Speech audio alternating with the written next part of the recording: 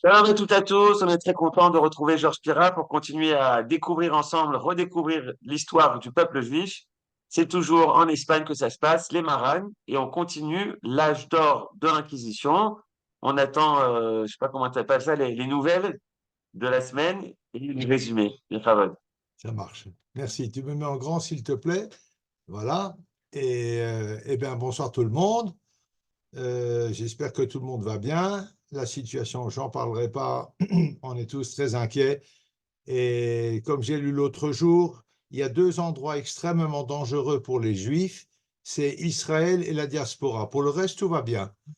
Donc, nous sommes vraiment dans le même bateau et nous sommes un seul peuple et il ne faut pas l'oublier et rester les coudes serrés. Voilà, alors ben, Johan, il exige que je fasse des bonnes annonces, et ben, je vais quand même pouvoir en faire une ce soir. Et c'est sympathique, c'est Evelyne, nos amis Evelyne et Freddy Cizel, qui sont devenus de nouveau arrière-grands-parents d'une arrière-petite-fille. Et donc, on leur dit un grand, grand Mazel Tov, et c'est leur fils Michel qui est devenu grand-père. Voilà, Mazel Tov à Evelyne et Freddy. Et ben, on va rentrer dans le vif du sujet et je vous fais d'abord un petit résumé de ce que nous avons vu la dernière fois parce qu'on avait vu beaucoup de choses. Alors d'abord, on a vu que les marins portugais, ils ont attaqué une prison pour libérer une femme qui était prisonnière de l'Inquisition. Ils l'ont libérée, sauf que la conséquence immédiate sera une terrible vague d'attaques contre les marins à Ceuta, dans les Açores et à Madère. Et également une rumeur qui se répand comme quoi les Juifs veulent se, enfin pas les Juifs, les Marans veulent se révolter contre le roi, ce qui incite le roi à demander l'établissement de l'Inquisition au pape Clément VII. Voilà. Et l'Inquisition est effectivement instaurée le 15 décembre 1531. En parallèle, les Marans sont interdits de quitter le territoire portugais. Seulement, les marins portugais, je vous l'avais déjà dit, c'était beaucoup d'entre eux étaient des gens qui ont fui l'Espagne, donc qui sont beaucoup plus résistants, qui ne se laissent pas avoir, et ils vont réagir. Il y a un délégué auprès du pape, un délégué du roi du Portugal, qui s'appelle Duarte de Paz, qui est un marin lui-même. Il part à Rome et en tant que délégué du roi, il va surtout s'occuper de faire ce qu'on appellerait aujourd'hui du lobbying pour les marins du Portugal et à coup de pot de vin, parce que c'est comme ça que ça marche, évidemment, avec beaucoup de foi et surtout de très gros pots de vin, auprès du pape d'une part et auprès du nonce apostolique au Portugal qui s'appelle Sinaglia, il obtient une suspension de l'établissement de l'Inquisition. Donc, exit la décision de décembre 1531, il n'y a plus d'Inquisition. Alors, suite à ça, on annule l'Inquisition, on rétablit l'Inquisition, on annule de nouveau l'Inquisition. Je vous ai fait grâce de tous ces détails parce que c'est vraiment des histoires de politique politicienne et également de gros pots de vin. Mais finalement, arrive Charles V, Charles Quint, qui est le beau-frère, pardon, du roi du Portugal. La sœur de Charles Quint épousait le roi du Portugal. Et lui, c'est un monarque extrêmement puissant à l'époque. Et il met tout son poids dans la balance pour aider son beau-frère pour l'installation de l'Inquisition. Il ne faut pas oublier que Charles Quint est un mystique. C'est un fou de Dieu qui terminera d'ailleurs sa vie en abdiquant et en se retirant dans un monastère où il vivra dans une pauvreté extrême, c'est vous dire le niveau mystique de ce monarque. Donc l'Inquisition s'installe là pour le coup pour de bon, mais avec une limitation, ils n'ont pas le droit de confisquer les biens des personnes qui sont accusées. Or, je vous avais dit que l'Inquisition, et nous le reverrons encore dans les prochaines semaines, c'est une véritable mafia. C'est une entreprise de captation des biens des gens, pas seulement des marins d'ailleurs, également de vrais chrétiens, également de morts, de sur quoi on peut mettre la main. Donc, ils n'ont pas le droit de capter les biens, mais n'empêche que l'Inquisition est installée, prononce des peines, et grâce toujours à des pots de vin, imaginez-vous que ça coûtait beaucoup d'argent à ces marins, le nonce allège toutes les condamnations prononcées par l'Inquisition. jusqu'à ce qu'un beau jour, un placard est affiché sur une église disant que Jésus n'est pas le Messie. Alors évidemment, c'est une vraie provocation.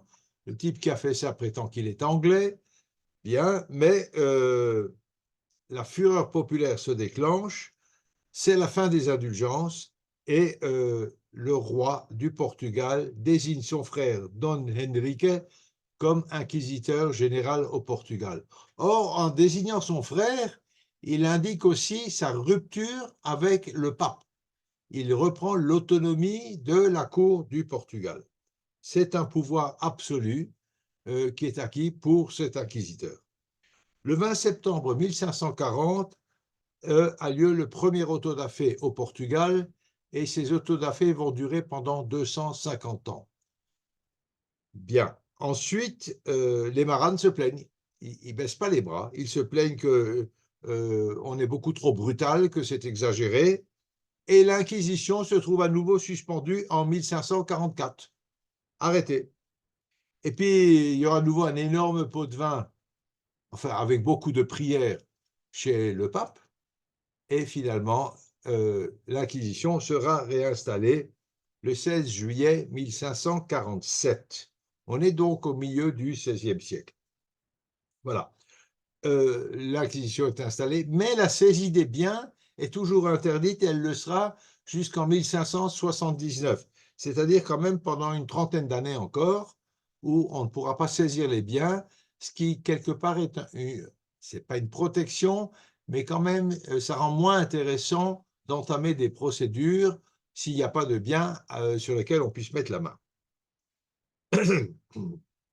Alors, beaucoup de maranes sont assimilés, ils ont été convertis au christianisme et au bout de 2 ou 3 générations, ben évidemment, pas mal d'entre eux seront vraiment de vrais chrétiens. Et pour autant, une différence est toujours affirmée, désignée entre les anciens chrétiens et les nouveaux chrétiens.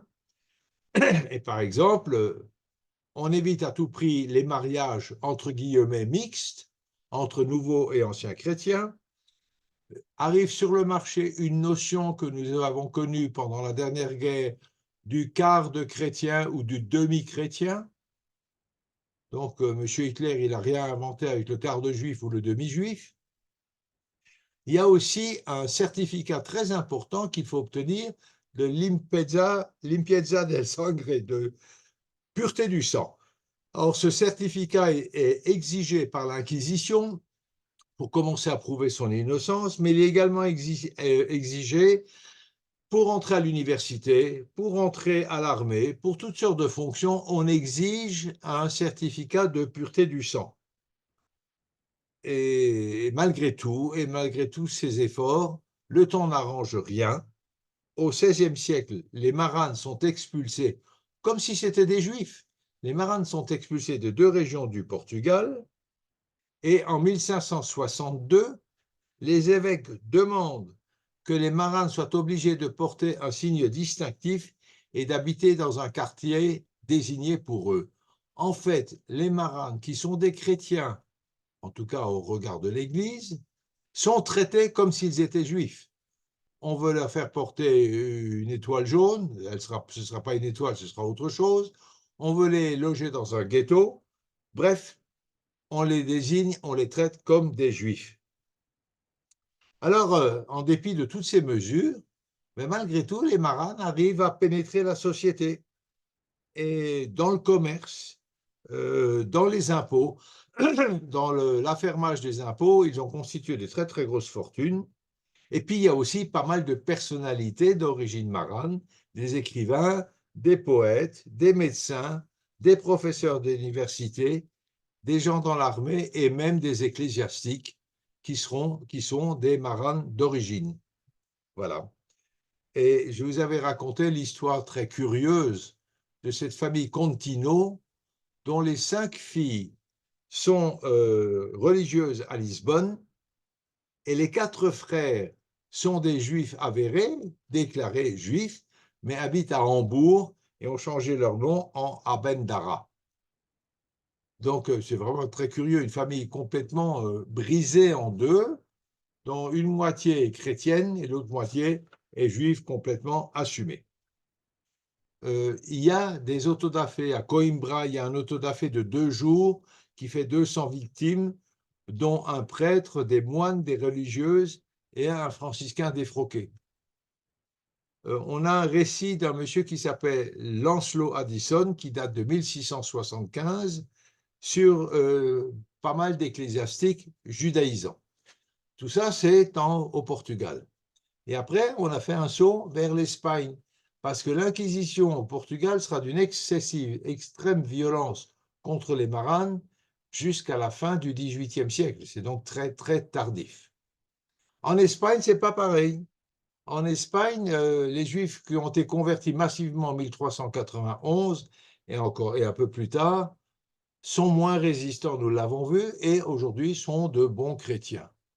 Donc l'activisme de l'Inquisition était moins important à partir du milieu du XVIe siècle. On verra qu'il va revenir cet activisme, mais pour d'autres raisons.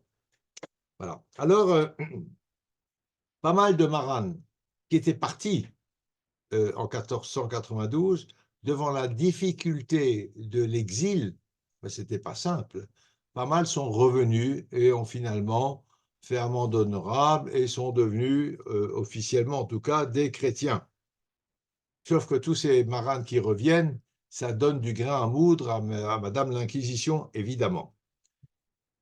Torquemada disparaît du marché et il a un successeur qui s'appelle Diego Deza. C'est un juif d'origine, donc un marane lui aussi, mais très très actif en Espagne en tant qu'inquisiteur. En 1501, il y a un autodafé à Tolède où on brûle 105 personnes. Partout, la sévérité est extrême, on fabrique de faux procès et il faut très très peu de choses pour monter sur le bûcher. Par exemple, 107 personnes seront brûlées pour avoir écouté un sermon diffusant des idées hérétiques. Ce ne sont pas des hérétiques, ils ont simplement écouté un sermon. Et ça a suffi pour les condamner au bûcher. C'est quand même d'une extrême violence. Le capitaine de la garnison de Cordoue accuse l'Inquisition de vol, de viol, de destruction, de n'avoir pas de Dieu et de déshonorer la religion chrétienne. Je ne sais pas ce que ce capitaine y est devenu. J'imagine qu'il a dû tomber dans les griffes de l'Inquisition lui aussi, parce que c'est quand même un rapport très violent contre l'Inquisition. Alors, la brutalité est telle que, finalement, l'Inquisition est suspendue par le roi d'Espagne en 1505. Ça allait trop loin. Et puis, là-dessus, il y a le roi décède, sa femme, qui n'est pas très claire dans la tête, monte sur le trône, et le chef de l'Inquisition, un nouveau chef qui s'appelle Lucero, en profite pour se venger, notamment des nobles qui essayent d'évincer l'Inquisition, parce que il y a aussi des nobles qui tombent dans les griffes de l'Inquisition. Je vous rappelle que sa fonction est de chasser l'hérésie. Alors évidemment, nous pensons aux maranes qui sont souvent des gens qui judaïsent en cachette. Mais il y a des chrétiens qui sont un petit peu en dehors des balises. Ils tombent également sous le coup de l'Inquisition, et notamment pas mal de nobles. Qui avaient des vies décousues, etc. Et donc les nobles se battent aussi contre l'Inquisition, et ce Lucero va se venger. Alors il est renvoyé, et il est remplacé par Jiménez.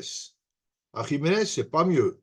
Pendant son règne, on aura 2500 personnes qui seront brûlées. C'est quand même des chiffres importants, hein. 2500 personnes, c'est pas rien. Voilà. Et une demande est formulée au pape parce que beaucoup d'accusations sont basées sur des dénonciations, mais l'accusé ne connaît pas le dénonciateur et n'est jamais confronté avec lui. Donc, si on a un concurrent qui nous dérange, on va le dénoncer puisque la dénonciation est anonyme et on arrive à se débarrasser comme ça d'un concurrent, ça n'a strictement rien à voir avec le canon de l'Église catholique. Voilà où nous en étions la dernière fois. Alors, à propos de l'abolition du secret de la dénonciation, Charles Quint s'y oppose. parce que si les dénonciateurs sont connus, ils prennent beaucoup de risques, donc on en aura moins. Et donc, ça passe pas, ça ne marche pas. On continue de dénoncer anonymement. Voilà. Alors, le fils de Charles V monte sur le trône en 1556. Il s'appelle Philippe II et il poursuit l'activité de l'Inquisition. Tiens, je ne sais pas ce qui se passe là.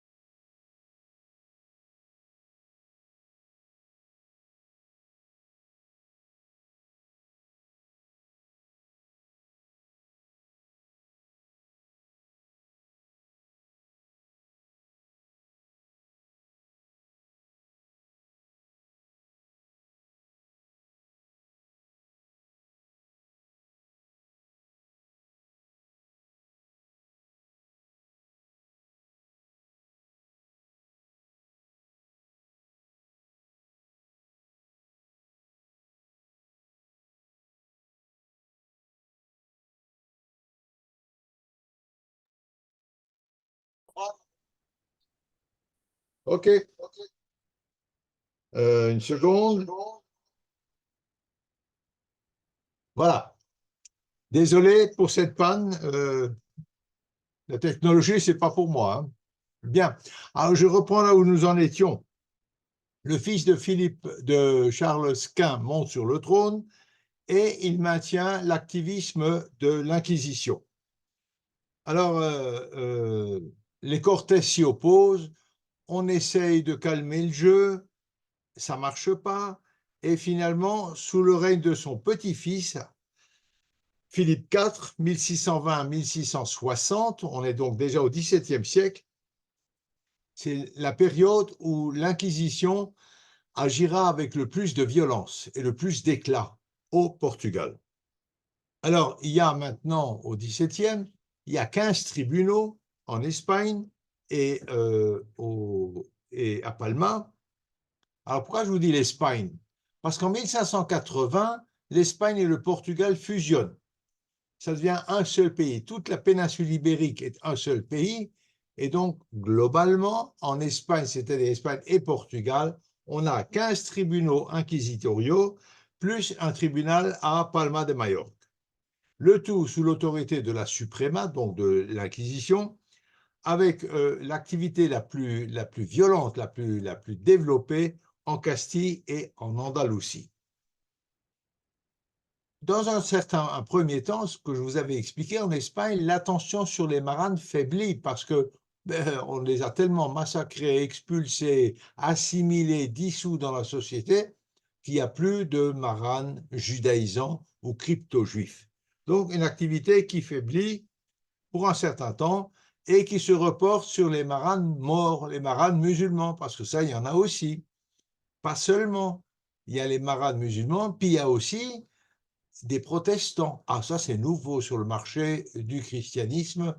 Il y a eu une scission, le protestantisme se développe et il y a des protestants en Espagne qui, évidemment, sont poursuivis pour hérésie. Et puis, il y a encore un groupe qu'on appelle les Alumbrosos, les allumés. Bien. Alors, ce sont des mystiques chrétiens, des mystiques, qui sont condamnés pour hérésie. Et puis, l'Inquisition s'occupe aussi de la bigamie et de la sorcellerie. Tout ça, ça rentre dans les fonctions de l'Inquisition. Cela dit, la sorcellerie sera tellement faible en Espagne, parce qu'il y a cette pression de l'Inquisition, que ce sera le seul pays d'Europe où il n'y aura pas de chasse aux sorcières au XVIIe et XVIIIe siècle, pour la bonne raison qu'il n'y en a pas à trouver. Ailleurs, je ne pense pas non plus, mais enfin, on s'illusionne qu'il y a des sorcières qui se promènent. Mais en définitive, si l'attention de l'Inquisition baisse à l'égard des maranes espagnols, elle va quand même se concentrer le plus sur les nouveaux maranes qui viennent du Portugal. Et il y en a deux catégories au fur et à mesure. Il y a d'abord d'anciens Espagnols qui avaient quitté l'Espagne et qui reviennent parce que l'exil est difficile. Puis un peu plus tard, vous aurez des maranes portugais qui fuient la violence de l'Inquisition portugaise. Voilà, et on trouve quelques chiffres comme ça. À Cordoue, entre 1655 et 1700, 400 personnes passent en autodafé. 400 personnes. Et sur ces 400 personnes, il y a 342 crypto-juifs. Donc la grande majorité sont encore une fois des crypto-juifs. Même situation à Valladolid et à Tolède. Ce sont les maranes juifs qui sont pourchassés avec le plus d'acrimonie et de violence, de férocité, à tel point que déjà en 1550, les maranes descendants des convertis de 1391 en Espagne, rappelez-vous, ont disparu, c'est ce que je vous ai dit tout à l'heure, ils ont été dissous, ce sont aujourd'hui de bons chrétiens sans plus aucune réminiscence juive. Certains ont brûlé, d'autres sont partis quand même, mais la majorité s'est complètement fondue dans la masse chrétienne d'Espagne. Et puis, ce que je viens de vous dire avant, un certain nombre de maranes portugais se réfugient en Espagne, parce que l'Espagne est plus riche que le Portugal, clairement, c'est quand même un grand pays. Et puis, ils essayent de se faire un peu oublier, sauf que l'Inquisition, elle a la mémoire longue. Elle ne les oublie pas du tout, et à partir de la deuxième moitié du XVIe siècle, ce seront les marades portugais qui, immigrés d'Espagne, qui auront toute l'attention et la bienveillance, n'est-ce pas, entre guillemets, de l'Inquisition. Alors, à ce sujet-là, d'ailleurs, j'ai oublié en début de cours de vous dire quelque chose. Quelqu'un m'a fait la réflexion suivante. Écoute, tu parles de l'âge d'or de l'Inquisition. Moi, je connais l'âge d'or espagnol, l'âge d'or de l'Inquisition pour les Juifs. Alors, mauvaise compréhension, évidemment. Quand je parle d'âge d'or de l'Inquisition, c'est un âge d'or pour l'Inquisition, pas pour les marins, clairement pas. C'est la période la plus prospère, la plus violente, la plus attaquante de l'Inquisition. Donc, il n'y a pas d'erreur sur le titre. Voilà, alors, en son temps, les conversions forcées induites par Isabelle et Philippe au Portugal vont provoquer, alors ça c'est une véritable ironie du sort, vont ramener des Juifs en Espagne.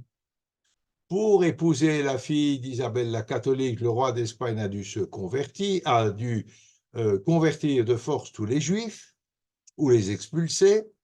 Et voilà que ces Juifs, ils reviennent en Espagne. Ironie du sort. En 1578, Sébastien, c'est le petit-fils du roi Manuel Ier. C'est donc le roi qui avait épousé la fille d'Isabelle la catholique. Sébastien tombe au combat en Afrique du Nord. Et, ironie du sort là aussi, les nobles qui l'accompagnent, les chevaliers, sont tout heureux d'être vendus comme esclaves à des juifs, ces fameux juifs qu'ils ont autrefois expulsés d'Espagne ou du Portugal. C'est franchement humoristique de voir les nobles heureux de tomber entre les mains des juifs plutôt que des musulmans. Aujourd'hui, on comprend très bien pourquoi d'ailleurs. Il vaut mieux être entre les mains des juifs. Bien. Alors, l'unification des deux pays dont je vous ai parlé tout à l'heure provoque également une émigration de Portugais qui partiront un petit peu partout, mais partiront beaucoup en Espagne parce que la frontière est ouverte maintenant et on aura des quartiers entiers de Séville ou de Madrid où on n'entend plus parler l'espagnol mais uniquement le portugais. Et évidemment, l'Inquisition se met au travail. Régulièrement, on trouve un foyer de judaïsants, un foyer de suspects. Par exemple, à Madrid, en 1630, on trouve une communauté secrète dirigée par Miguel Rodriguez et sa femme Isabel Núñez Alvarez, avec des offices réguliers. Le résultat de cette formidable découverte, c'est 53 victimes lors d'un auto-da-fé le 4 juillet 1632. Dans cet auto-da-fé, 7 victimes seront brûlées et 4 seront brûlées en effigie devant le roi, la reine et des ambassadeurs étrangers. Alors, je vous ai dit 53 victimes et finalement, je ne vous parle que de 7 personnes brûlées vives et 4 en effigie. Parce que effectivement, mais ce ne sera pas pour ce soir, un auto-da-fé ne signifie pas obligatoirement brûler les gens, les exécuter. Ça peut être toute une échelle de condamnations diverses et variées qui feront l'objet d'ailleurs du prochain cours dans 15 jours où je vous expliquerai la procédure judiciaire inquisitoriale parce que c'est quelque chose d'extrêmement sophistiqué et je vous expliquerai ça. Bien, donc voilà, ça c'est à Madrid. Le même mois, l'enfant, le fils du roi Charles décède et pour les Juifs, ou les Marans si vous voulez, crypto-juifs, c'est un véritable jugement de Dieu, c'est une vengeance de Dieu contre l'Inquisition et les catholiques. En 1635, il y a le même scénario qui se reproduit à Madrid, chez Diego Jiménez, le jour de Kippour. En 1647, un marin est emprisonné et il veut se faire libérer, il espère obtenir une libération en dénonçant des crypto-juifs à Valladolid. Il va les dénoncer et lui sera condamné quand même. Mais ça, c'est une autre affaire. Dans cette affaire de Valladolid, le principal accusé s'appelle Pablo de Herrera, et figurez-vous que c'est un intendant de l'armée, c'est un personnage très haut placé dans la hiérarchie militaire. Et on prétend que les Juifs se rassemblent chez lui pour flageller des images de la Sainte Vierge et de Jésus. Alors il subit de terribles tortures qui vont conduire à des dénonciations parce qu'elles sont insupportables. On dénonce des parents, on amène même des parents à témoigner contre leurs propres enfants, contre des frères, contre des sœurs. Les méthodes de l'Inquisition sont absolument abominables et leur permettent d'obtenir à peu près ce qu'ils souhaitent. Et finalement, il y a 4 ans de procès après cette histoire pour découvrir que toutes ces accusations de flageller la Vierge Marie ou Jésus étaient fausses. Oh bon, on s'est trompé, c'est pas grave. Ben, il faut quand même payer une amende, hein. Quand même. Quand même pas avoir fait tout ce travail pour rien. Donc, on va payer une amende. Mais bon, au moins, ils s'en sortent vivants. Alors, il y a beaucoup de cas similaires jusqu'en 1680 qui s'accompagnent alors systématiquement de confiscation des biens. Je vous rappelle que la confiscation des biens a été autorisée en 1579, donc c'est une affaire juteuse et lucrative que de condamner des pauvres gens. Et donc confiscation de biens, auto-da-fé ou des personnes brûlées vives. Tout ça jusqu'à la fin du XVIIe siècle. Tout ceci en Espagne et au Portugal. Alors au Portugal, en plus, il y a une nouvelle phase de l'Inquisition. Le cardinal archiduc d'Autriche, excusez du peu, c'est un prince, c'est pas rien, Albert, est désigné inquisiteur général. Bon, il est très actif et en 20 ans de travail, au travers de 3 tribunaux, il y aura 50 autodafés qui habiteront à 162 relaxés. Alors, relaxé, il ne faut pas se tromper sur le terme. Je vous l'expliquerai plusieurs fois la prochaine fois. Relaxé, ce n'est pas quelqu'un qu'on relâche, pas du tout. Les inquisiteurs sont des ecclésiastiques. Des prêtres ne peuvent pas donner la mort. Donc, quand on condamne quelqu'un à mort, on confie l'exécution de la sentence au bras séculier, à l'armée. Et c'est ce qu'on appelle les relaxés. Alors, 162 relaxés, c'est-à-dire condamnés à mort, soit brûlés vifs, soit autrement. Et ils sont confiés au bras séculier, 59 seront brûlés en effigie, les autres seront brûlés vifs tout simplement. Et puis, il y a 2979 réconciliés. Avec les chiffres sont précis, merci à l'Inquisition qui était extrêmement méticuleuse dans ses archives. Les réconciliés, c'est une peine très très cruelle, mais qui marque le retour de l'hérétique au sein de l'Église. Sauf qu'il paye un prix très élevé pour revenir à l'Église. Et en cas de récidive, alors là, il est immédiatement condamné à mort, on ne discute même pas. Voilà. Un autre chiffre intéressant, les procès concernant des crypto-juifs du tribunal d'Évora représentent 1/3 des procès. Donc les 2 autres tiers sont soit des protestants, soit des hérétiques chrétiens, soit des morts. Mais 1/3 des procès concernent les juifs, mais qui représentent 2/3 des condamnations à mort. Donc la férocité contre les crypto-juifs est beaucoup plus grande. Et puis cette activité intense, évidemment, a poussé beaucoup de Portugais à partir vers l'Espagne, où ils vont retomber dans les griffes de l'Inquisition, ce que nous avons vu tout à l'heure. Sauf que les marins portugais, c'est des têtes dures, et ils vont s'opposer fermement au nouveau régime. Le nouveau régime, c'est l'alliance entre le Portugal et l'Espagne qui en font un seul pays. Et ils vont soutenir la reconquête de l'indépendance du Portugal. Alors, il y a un bonhomme qui s'appelle Antonio, qui est prieur de Crato. Alors, c'est le fils illégitime d'une marane qui s'appelle Violante Gomez et d'un membre de la maison royale. Et, pardon, c'est Antonio intrigue pour devenir roi du Portugal. et il est soutenu par les crypto-juifs portugais. Sauf que, manque de chance, il décède en 1595 et c'est un échec, évidemment. C'est une catastrophe. Les crypto-juifs, les marins, vont être immédiatement accusés. Mais on peut s'arranger, même au Portugal. Ils payent un énorme pot de vin et obtiennent la clémence du roi. On efface l'ardoise et on n'en parle plus. Il y a un bref du pape. Un bref, c'est une missive envoyée par le pape qui n'a pas une valeur vraiment juridique, mais que d'une incitation du pape, un encouragement à quelque chose.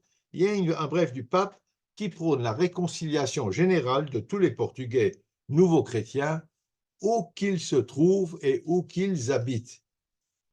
Et qu'on leur pardonne toutes les offenses passées. Donc, on efface tout et on s'arrête là. Et de cette façon-là, le 16 janvier 1605, les tribunaux portugais libèrent 410 prisonniers, tribunaux de l'Inquisition évidemment, 410 prisonniers, avec une pénitence solennelle et un autodafé qui est suspendu à la dernière minute. Donc il n'y aura pas d'autodafé, ils sont réintégrés dans la communauté nationale et chrétienne, et on arrête là les frais. Mais au bout d'un an, c'est pas long un an, au bout d'un an, ceux qui n'avaient pas confessé publiquement judaïsé en secret, leur faute, et qui ont recommencé à être crypto-juifs, sont à nouveau poursuivis. On a comme ça des allées et venues sans cesse. Et les périodes calmes sont des périodes achetées littéralement, mais ça ne dure pas très longtemps.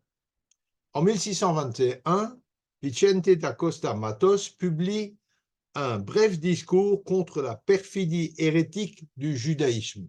Ah, c'est un grand succès de librairie. C'est le prix Nobel de l'époque. Il est immédiatement traduit en espagnol et il accuse les marins portugais de perpétuer les crimes et l'incrédulité de leurs ancêtres juifs, suggérant de les expulser.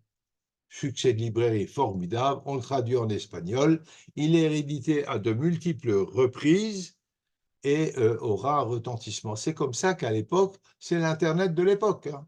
Un pamphlet qui est largement diffusé et qui excite la population. En 1618, 2-3 ans auparavant, tous les marchands nouveaux chrétiens sont arrêtés à Porto. Tous les marchands. Et alors ça, c'est absolument extraordinaire, parce qu'on va faire un parallèle tout de suite. Ces marchands nouveaux chrétiens contrôlaient l'entièreté, la totalité des marchés avec les colonies, des échanges commerciaux avec les colonies. Or, dans l'obsession de la chasse aux hérétiques, on préfère porter un coup extrêmement important à l'économie du Portugal plutôt que de laisser partir des Juifs. Ça me fait penser aux Allemands qui, en 1944, ont réquisitionné les trains pour déporter les Juifs de France plutôt que de les laisser amener de l'armement à leurs troupes qui étaient sur le front de l'Atlantique et qui avaient un besoin urgent de matériel militaire. Il était plus urgent de déporter les Juifs que de soutenir l'armée allemande. C'est complètement aberrant, c'est complètement insensé, c'est irrationnel. Mais c'est la même chose. On arrête tout le commerce avec les colonies, qui était un commerce important déjà, pour pouvoir arrêter quelques crypto-juifs et puis mettre la main, évidemment, sur leurs biens. En 1621, à Trancoso, 300 enfants se retrouvent à la rue sans rien, plus rien, parce que leurs parents ont été arrêtés, leurs maisons saccagées et leurs biens spoliés. Des gosses, on les laisse dans la rue. Ce qu'ils sont devenus, je ne peux pas vous le dire. En 1623, à Montemor au Novo, une toute petite ville avec des traditions juives bien ancrées, bien tenaces, on arrête une centaine de personnes. C'est une toute petite ville, une petite communauté. Et les autodafés pleuvent, les uns après les autres. Beaucoup plus qu'en Espagne, beaucoup plus. Avec surtout, et essentiellement, des victimes crypto-juives, 500 personnes en 3 ans. C'est beaucoup. Entre 1627 et 1630, On rend quand même attentif qu'au XVIIe siècle, on se rapproche quand même d'une époque moderne, un peu plus moderne, et on n'a pas changé. Les pardons généraux, grâce à des pots de vin, offrent régulièrement une petite période de répit. Alors, qu'est-ce qui se passe? On va voir le roi donne des instructions à l'inquisiteur, arrête un petit peu maintenant, voilà, on paye grassement le roi, évidemment, probablement l'inquisiteur général aussi, mais ça, les archives, évidemment, n'en parlent pas. Et pendant quelques mois, ou peut-être 1 an ou 2 ans, on a un peu de répit. Mais il faut savoir que ce répit est systématiquement acheté, payé. Je vous l'ai dit la dernière fois, l'Inquisition est une entreprise mafieuse. Et ça n'est rien d'autre que ça.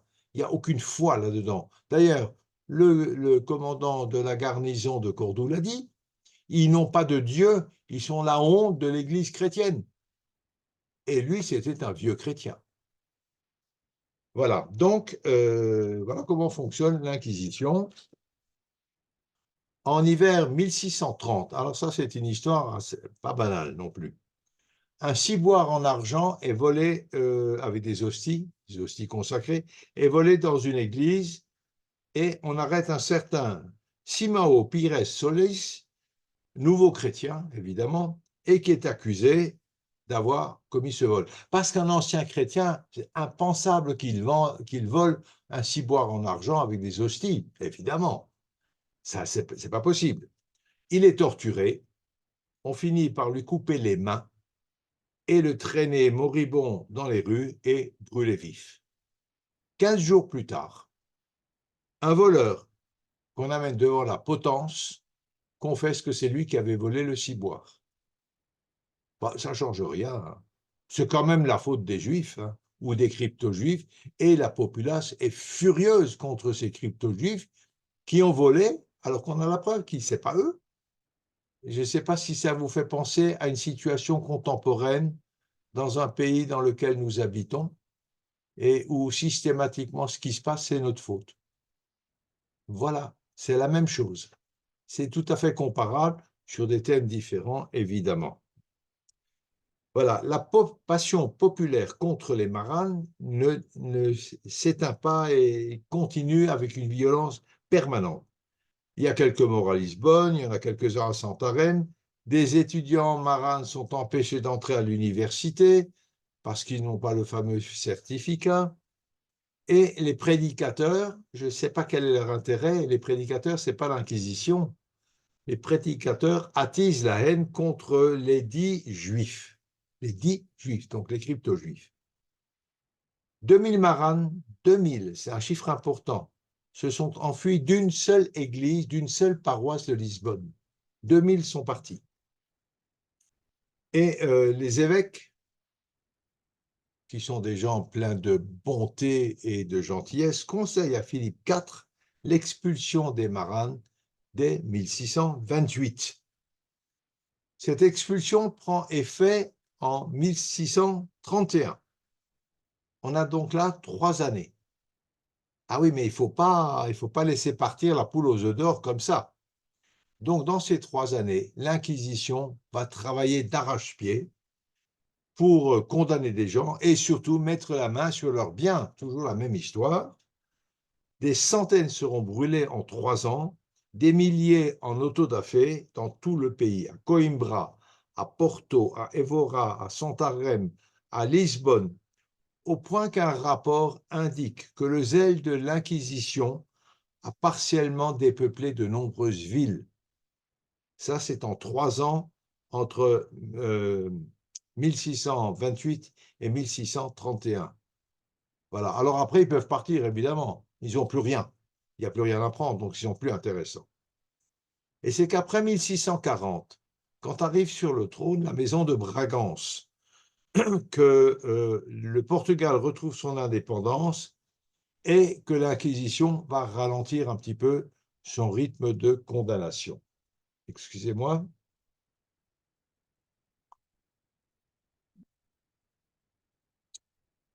Aux Baléares, c'est la maison d'Aragon qui règne. L'Inquisition est au maximum de son activisme à la fin du XVIIe siècle. La communauté de Majorque disparu lors des massacres de 1391. Donc cette communauté s'est largement convertie au christianisme très très tôt, avant les conversions en masse en Espagne, et elle a disparu dès les massacres de 1391. Donc ça remonte très très loin.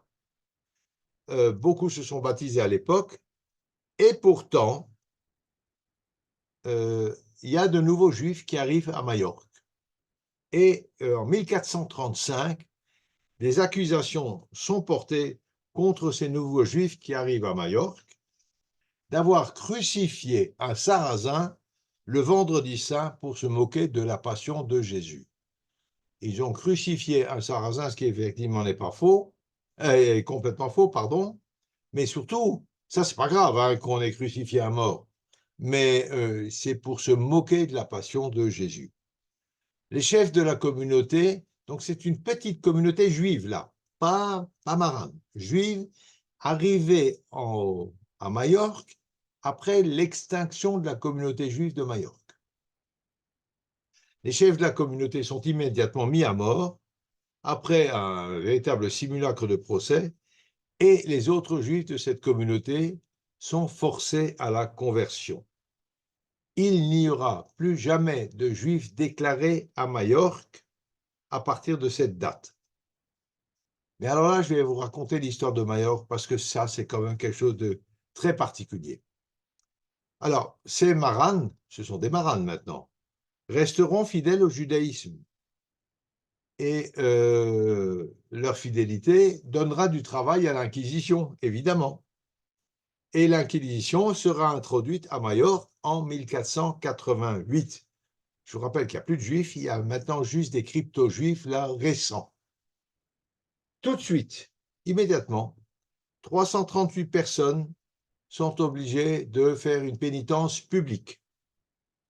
Et à partir de 1489, un an après son arrivée, il y a de très nombreux autodafés et beaucoup de crypto-juifs sont brûlés vifs. De 1489 à 1535, 750 personnes sont entendues en pénitence, 460 sont brûlés en effigie, 99 sont brûlés vifs, tous crypto-juifs, tous des marans. Et puis, tout à coup, bon, là, on a frappé un grand coup. La persécution diminue et les marans deviennent un petit peu moins prudents. Un petit peu moins prudents. Ça nous amène à 1678. Nous étions là en 1535. Donc 130 ans de relatif calme dans l'activité de l'Inquisition à Majorque. 1678, il y a une rumeur. Wow. Il y a une synagogue en dehors de la ville, une synagogue cachée.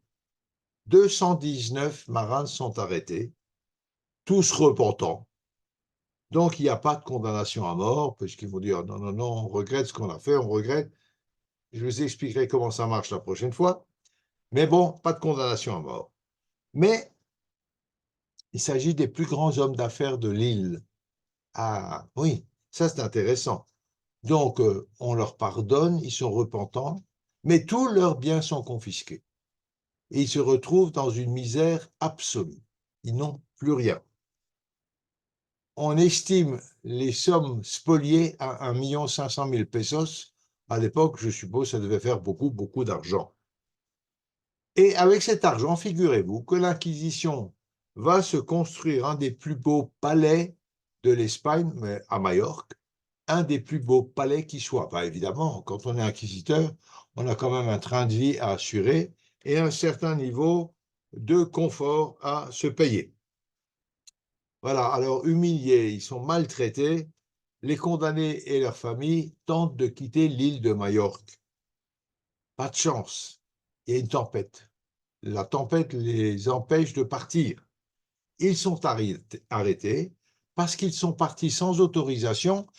Non seulement ils sont maltraités, mais ils n'ont même pas le droit de partir. Il faut une autorisation de l'Inquisition ou du roi pour quitter l'île. Et comme ils sont partis clandestinement, ils sont considérés comme relapses.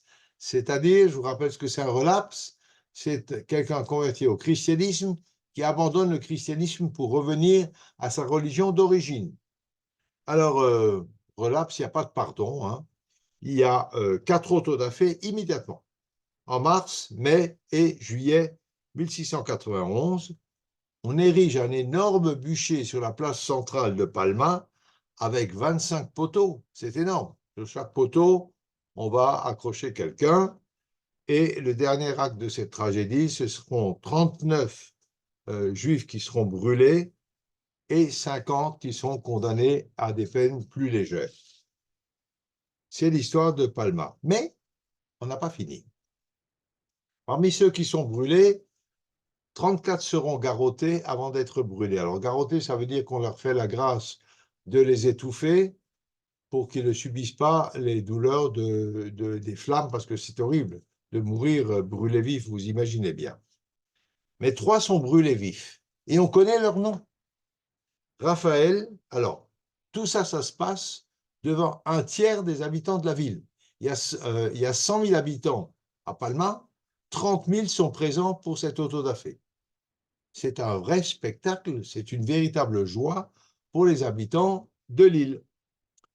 Donc, 3 sont brûlés vifs parce qu'ils ont refusé de se repentir. Il s'agit de Raphaël Valls, c'est un nom que vous connaissez, qui était le chef des Maranes, et son élève Raphaël Benito Terongui et la sœur de ce Terongui qui s'appelle Catalina. Valls était un artisan savonnier et par ailleurs un érudit en Torah. Leur calvaire a été mis en chanson. Je vous garde encore quelques minutes parce que nous avons une interruption et je voudrais terminer cette histoire. Leur calvaire a été mis en chansons populaires. Ces chansons populaires étaient chantées jusqu'à très récemment quand on allait travailler dans les champs. On est là en 1600. Pas tout à fait. 400 ans après, on chante toujours encore ces chansons populaires. Mais ce n'est pas fini. En tout cas, à l'époque, c'est comme ça que disparaît toute trace du crypto-judéisme à Majorque. Il y a 300 familles à Majorque qui sont des descendantes de conversos. Conversos du XVIe siècle, hein, du début du XVIe siècle, c'est une vieille histoire. Voilà. Et malgré leur stricte orthodoxie catholique, je vous parle de période contemporaine, ils continuent de subir le mépris et l'humiliation des habitants de l'île. À la fin du XVIIe siècle, on est vers 1680, on les traite de chuetas. Chuetas, ça signifie porc, comme maranos d'ailleurs, la même chose. Chuetas, pourceau, donc une référence à l'interdiction absolue qui est faite aux Juifs de consommer du porc et l'obligation qui est faite aux nouveaux chrétiens d'en manger pour prouver leur sincérité. Ils n'ont pas le droit de vivre en dehors du vieux quartier juif qu'on appelle la Calais. Ils sont vraiment ostracisés. On les appelle d'ailleurs aussi individuos de Calais, les individus du quartier. Ils sont exclus de toute charge publique ou de toute belle profession. Le seul métier pratiquement qui leur est concédé, c'est d'être orfèvre. La population refuse de les côtoyer. C'est au XVIIe siècle, mais figurez-vous que ça dure jusqu'au XXe siècle. Jusqu'au XXe siècle. Je vous termine cette histoire. Ils sont obligés de se marier entre eux, pas de mariage mixte, anciens et nouveaux chrétiens, de s'asseoir à part à l'église, il y a un coin qui leur est réservé, on les ostracise complètement. Et même au cimetière, il y a un carré séparé pour les nouveaux chrétiens. C'est comme les juifs dans certains cimetières de Paris. Bon, là, c'est nous qui le demandons, qui ont un carré réservé. Là, ce sont des chrétiens qu'on ne veut pas enterrer avec les anciens chrétiens. Et figurez-vous que les effigies, alors les effigies, ce sont des Santo Benitos. Les Santo Benitos, c'est une espèce de robe de bure que portaient les condamnés lors des auto-da-fé. Et les Santo Benitos, on notait le nom du condamné dessus, les San Benitos de ces condamnés au bûcher en 1600, quelle était la date? Attendez que je vérifie. 1691, les San Benitos sont toujours dans une église à Majorque, avec le nom de famille. On y arrive tout de suite. Donc, les effigies sont conservées au couvent dominicain. On les traite comme des juifs, tout en reconnaissant que leur foi est tout à fait sincère. C'est hallucinant. Majorque. Ils vont vivre ainsi jusqu'à la fin du XVIIIe siècle, et après il y aura un changement, et puis il n'y aura pas de changement. Alors, c'est quoi le changement? En 1773, un édit les place sous la protection royale. En 1782, on est à la fin du XVIIIe, n'est-ce pas? Ils ont droit d'habiter partout dans l'île, en dehors de laquelle? Du quartier. Sauf que personne n'accepte de leur louer ou de leur vendre une maison. Ah, ils ont le droit, mais ils ne peuvent pas. La population refuse tout contact avec les chouettas. Il est interdit, sous peine d'une grave condamnation, de les appeler juifs, hébreux ou chouettas. Ça n'empêche pas de continuer. En 1785, ils ont même le droit d'intégrer l'armée et la marine, mais les préjugés sont tellement forts que les décrets il y a, effectivement, mais il reste lettre morte. C'est-à-dire que, officiellement, la législation les protège, les sort de l'ostracisme dans lequel on les maintient, mais concrètement, ça ne sert à rien, parce que la population continue de les mettre à part. Les chouettas restent dans la Calais et ils sont toujours exclus des charges et des belles professions et ne peuvent se marier qu'entre eux. Il y avait un pilier qui avait été érigé à l'emplacement de cette fameuse synagogue secrète en dehors de la ville, et cette synagogue qui avait été découverte en 1679. Et ce pilier a été détruit ensuite avec le temps. Figurez-vous que ce pilier est de nouveau érigé en 1814. Donc il n'y a pas tellement longtemps, à l'emplacement de la synagogue secrète des Chouettas. Les progrès de la civilisation, parce que quand même on arrive là vers le 19e et le 20e, n'ont pas beaucoup d'effet sur les préjugés. Un livre est publié en 1857, La Synagoga Balear, 1857. Et ce livre attaque les Chouettas et il cite la liste, écoutez ça, de tous ceux qui avaient été condamnés 200 ans plus tôt. Tous les noms sont offerts en pâture à la population en 1857 pour une histoire qui a eu lieu 200 ans auparavant. Alors, bon, c'est fait pour indiquer, montrer du doigt les chouettas à la population. Ils vont réagir, les chouettas, ils vont racheter pratiquement tout le stock de ce bouquin et il sera donc pratiquement pas diffusé. Mais jusqu'à aujourd'hui, on est au XXIe siècle, aucune bonne famille ne consent à un mariage avec un chouetta. Aucune. En 1904, le premier ministre d'Espagne, Miguel Moura, est traité de chouettas en plein Cortés, en plein Parlement. On le traite de chouettas en Espagne. Voilà. En 1877, un séminariste qui s'appelle Terungui. Terungui, vous ne l'avez peut-être pas bien retenu, c'est un nom que je vous ai cité parmi les 15 familles tout à l'heure. Eh bien, en raison de ses ancêtres chouettas, condamnés 200 ans avant, il ne peut pas rentrer au séminaire. 1877. Il y a encore très peu de temps, les 300 familles restantes vivaient dans la Calais, toujours encore, désignées et méprisées.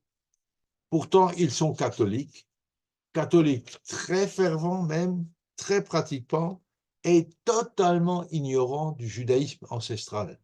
Il n'y a plus rien, ils ne savent plus rien. C'est une histoire hallucinante. On va aller au bout parce que vous allez voir la chute. Alors, dans les dernières années, dans les 30 dernières années, c'est pas loin, les choses s'arrangent un petit peu et finalement, ils sont le témoignage vivant des effets de la main de fer de l'Inquisition. Alors, ils sont quand même prospérés, ils ont eu des enfants, ils ont grandi, c'est une communauté beaucoup plus importante. À Majorque, les Juifs sont attestés depuis le IIe siècle, bien avant que les chrétiens débarquent et évidemment pas les musulmans. Et ils étaient prospères sous domination musulmane. Et même après la reconquête chrétienne en 1229, ça se passe très bien jusqu'en 1435 avec cette opération de conversion de force de tous les Juifs de l'île de Majorque, donc 60 ans avant l'expulsion des Juifs d'Espagne ou la conversion de force en 1492. Et nous avons quelques témoignages de Chuetas qui sont parus dans un journal espagnol, le 1er septembre 2023. Vous voyez que ce n'est pas très ancien ce que je vous raconte là, et je vais vous raconter ces témoignages et nous terminerons là-dessus. Il y a un monsieur qui s'appelle Miguel Segura. Il a 78 ans. Et voilà ce qu'il dit. Nous vivions dans un ghetto sans mur. Nous ne savions pas pourquoi. On se savait différent des autres, mais pourquoi, on ne savait pas. Mon père n'a jamais voulu en parler. Il était évasif. Miguel fait partie d'une famille de Chuetas dont la discrimination a été officiellement reconnue en septembre 2023. Une affaire qui date du XVIIe siècle. Rendez-vous compte. Alors, c'est le Parlement régional des Baléares, après des siècles de persécution, de mépris, de honte et de silence concernant ces convertis de force 60 ans avant la conversion en Espagne. Les noms des 73 coupables d'avoir voulu fuir en 1680, toute cette histoire de tout à l'heure, sont toujours accrochés encore aujourd'hui pour les gens qui ont été en vacances à Majorque, dans le couvent Saint-Doménec. Ce sont leurs San Benitos qui sont accrochés avec leur nom jusqu'à aujourd'hui. Nous sommes en 2023. 24, pardon. Il y a là 15 familles à éviter à tout prix parce que ce sont des Chuetas. Je vous donne les noms de ces familles parce que quelques noms vont vous accrocher l'oreille. Aguilo, Bonin, Cortez, Forteza, Fuster, Marty, Miro, ça vous dit quelque chose? Pico, Pigna, Pona, Segura, Valls, Valenti, Valeriola et Taronghi. Taronghi, c'est ce fameux séminariste qui n'a pas pu rentrer dans les ordres en 1877. Emmanuel Valls est un descendant de Chuetas. Voilà ces familles. Pendant 300 ans, jusqu'à l'ouverture de Majorque au tourisme, les Chuetas vivaient à l'écart. Voilà ce que nous dit le père de Bonin Aguilo. J'ai su que j'étais Chueta quand, traitant une copine de Chueta, ma mère m'a dit « Tu ne peux pas dire ça, tu en es un aussi ». Roberto Aguilo Bonin, alors c'est le fils, il est imprimeur à Palma. Les origines étaient taboues. Je ne savais pas ce qu'est un Chueta. Je savais juste que ma famille était stigmatisée. C'est beaucoup plus âgé que j'ai réalisé que mes ancêtres étaient peut-être juifs. Le samedi, écoutez ça, les Chuetas nettoyaient ostensiblement la maison pour démontrer qu'ils n'observent pas le Shabbat. Réminiscence de 300 ans. D'où l'expression majorcaine « faire dissapte ». Faire dissapte, c'est-à-dire faire le samedi. Faire le samedi, c'est faire le nettoyage. C'est incroyable, 300 ans après. Un autre Chueta témoigne, Johan Nadal. En tant que groupe, il y avait beaucoup de déni et de honte. Et donc, les Chuetas étaient très religieux. vont à l'église plus que tout autre. Ça, c'est un témoignage qui date de 1970. Monsieur Segura, encore une fois, il y avait peu de sentiments de communauté, seulement le sentiment d'eux et nous, c'est tout. La première question, quand on sortait avec une jeune fille, est-elle l'une des nôtres? Est-elle l'une des nôtres? C'est-à-dire une chouetta, parce qu'autrement, on ne peut pas l'épouser. Dans les années, alors chrétien, il n'y avait pas de problème, ce n'est pas un problème de mariage mixte, c'est simplement un problème de mélange entre les vieux chrétiens et les chouettas. Dans les années 70-80, les chouettas finalement disparaîtront petit à petit parce qu'il y a beaucoup moins de stigmatisation, c'est ce que je vous ai dit avant, le tourisme arrive, on arrive quand même dans une période peut-être un peu plus moderne, plus civilisée, ça reste à voir, mais enfin bon, cet ostracisme contre les chouettas diminue fortement, mais c'est récent, c'est 40 ans, il y a 40 ans, il y a très peu de temps. Mais ils vont redevenir d'actualité. En 2011, quand un rabbin israélien, Nissim Karelitz, Talmid Chacham, président d'un Beth Din, écoutez ça, c'est assez incroyable, annonce que, comme les chouettas ne se sont jamais mariés hors de leur communauté, on peut retracer leur matrilinéarité, donc leur descendance maternelle, et la porte leur est ouverte au judaïsme, bien que catholique pratiquant depuis le XVe siècle. C'est assez incroyable, hein. 5 siècles. Et on est assuré d'une matrilinéarité à tel point que le Rav Karelitz dit ces gens sont des juifs, on peut les accueillir dans la communauté sans aucun problème. On est sûr qu'il n'y a pas eu de mariage mixte. Incroyable. 2 minutes encore et on a fini. Segura, dont je vous ai déjà parlé, est revenu au judaïsme dès 2009, dans une synagogue de New York, accompagné de 12 autres chouettas qui sont revenus au judaïsme. Et voilà ce qu'il dit: « Je voulais récupérer mon identité, pour le meilleur ou pour le pire.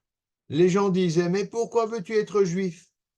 J'ai répondu, c'est pas ce que je veux, c'est ce que je suis. Après 5 siècles, vous imaginez? C'est pas ce que je veux, c'est ce que je suis. Et je veux que cela soit reconnu. » Cela dit, ils sont très, très minoritaires. Il y a 18 000 Mallorquins, chouettas, aujourd'hui. Ils sont très, très minoritaires à vouloir rejoindre le judaïsme. Même les propres enfants de Segura disent qu'ils sont très, très peu intéressés par leur héritage juif. Un autre chouetta dit « Je suis devenu curieux du judaïsme, mais il ne s'agit pas pour moi de revenir à la foi. Je suis catholique et je ne veux pas changer. » Alors, quelle est la situation aujourd'hui à Majorque? Il y a une toute petite communauté juive qui est desservie quelques jours par mois par un rabbin israélien qui s'appelle Nissim Ben Avraham. Or, ce Nissim Ben Avraham est un ancien chouetta qui est né Nicolo Aguilo. Voilà l'histoire. C'est quand même une chute absolument étonnante.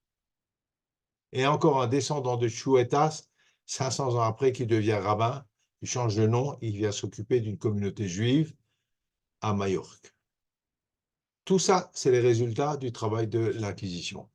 La prochaine fois, je vais vous parler du processus judiciaire de l'Inquisition, et ce n'est pas un chapitre très rigolo, je vous préviens d'avance. Voilà, si vous avez des questions, je suis disponible. Désolé pour la panne de tout à l'heure, mais elle est indépendante. Je pense que ça doit être un coup de l'Inquisition. Forcément. Voilà. S'il y a des questions.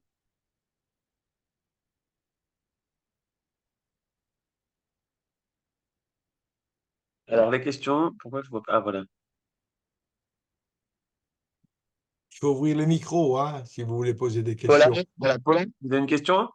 Oui, moi je voulais poser une question, mais je sais où est-ce que l'autre a réactivé le Ouais. micro. Vous m'entendez là? Allez-y, Oui, oui, allez-y. oui, oui, Oui, oui. Voilà. Voilà. Je voulais vous poser une question, Monsieur Spira. Monsieur, Qu'en Georges, est tout court. Georges, pardon. qu'en est-il des Juifs italiens, puisque le pape qui est quand même italien, enfin réside en Italie. Oui, mais ça, c'est un autre chapitre de l'Inquisition. Oui, mais est-ce qu'ils ont été, ils ont eu les mêmes circonstances Non, que les l'Inquisition en Italie a été beaucoup, beaucoup moins violente qu'en Espagne. tout en Et ayant le pape est-ce qu'on comme chef avait… spirituel. Oui, alors le pape était, sauf exception, les papes n'étaient pas d'une telle violence, hein. Évidemment, ils poursuivaient aussi l'hérésie, ils étaient favorables à ça, mais il n'y avait pas ce côté, le pot de vin, ils acceptaient, mais il n'y avait pas cette volonté de capter des richesses au bénéfice d'un petit groupe finalement, d'un groupe mafieux, on ne peut pas appeler ça autrement, hein. Donc, Mais l'inquisition, il y a eu en Italie, bien sûr, mais beaucoup moins active et beaucoup moins violente. c'est Mais nous intéressant. en parlerons de ça. C'est une très bonne question. Merci beaucoup. Parce qu'ils ont baptisé les enfants, hein? Oui, absolument, bien sûr, y compris dans les périodes récentes, Mais oui, voilà, c'est bien étonnant. entendu. Et ça, c'est pas l'Inquisition. Attention, Non, non, ça, c'est pas c'est l'Église, l'Église. autre chose. C'est quand même intéressant de savoir la séparation entre l'Église et l'Inquisition. Mais l'Inquisition et l'Église le pape était souvent un couteau tiré pour des questions d'intérêt. Et très souvent, les papes n'ont pas suivi l'Inquisition. Très souvent, parce que et vraiment, il y avait un conflit de pouvoir, un conflit d'intérêts.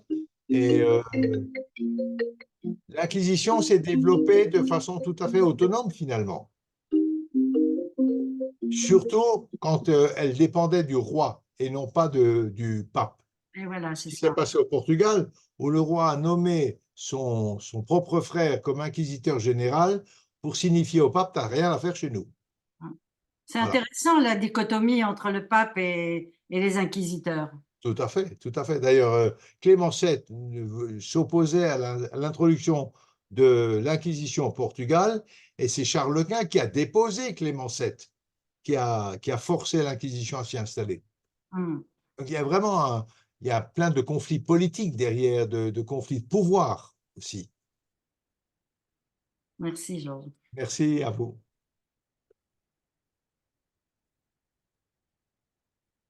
Autre question? Question. Il y a quelqu'un qui demande sur le chat comment on dit chouettesse en ivrite. Ouais. Alors ça, c'est une question, hein? J'en sais rien. J'imagine que ça se dit chouettasse aussi. J'imagine, mais je ne sais pas. Je ne sais pas. Ça, c'est une colle. Ok. De toute manière, c'est de l'espagnol, donc c'est un Oui, terme bien sûr, c'est de l'espagnol, mais marane, comment est-ce qu'on dit marane en ivrite? Ah oui, c'est ce que j'allais dire. anoussim. Comment tu dis? Anoussim, c'est comme ça qu'on dit. Anoussim. Anou- Anoussim, oui. C'est plus générique, hein, quand même, Anoussim. C'est plus générique. Les maranes, ça concerne vraiment une population très particulière et essentiellement, d'ailleurs, en Espagne. Hein. Espagne-Portugal. Ok. Mais bon, je comprends très bien le terme de Anoussim. Il y a une fila pour ça, mais bon, d'accord. Mais je Ok. peux contester, hein. On va rester sur l'espagnol. Chouettas, en réalité, ça veut dire la même chose que marane. C'est pourceau. Marane, c'est port. Voilà, mais ils se sont eux définis comme tels, hein, très très longtemps. Toda Incroyable. Rabbah, une autre question? Ah oui. Efcha, bonsoir Jean. Bonsoir. Les effigies, encore une fois, c'était quoi exactement?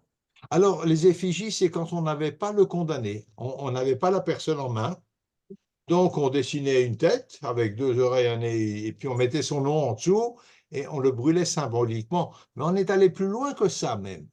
Ça, je vous le raconterai la prochaine fois. On a déterré des maranes qui étaient décédés, qu'on a condamnés rétroactivement et on a brûlé leurs ossements. Voilà. On les a condamnés, on a brûlé leurs ossements. Mais pourquoi? Parce que de cette façon-là, on pouvait mettre la main sur les biens de la famille. Ouais, c'est ce que vous avez dit la dernière C'est fois. une histoire d'argent. Pourquoi les biens, quoi? Ils étaient enterrés avec les biens?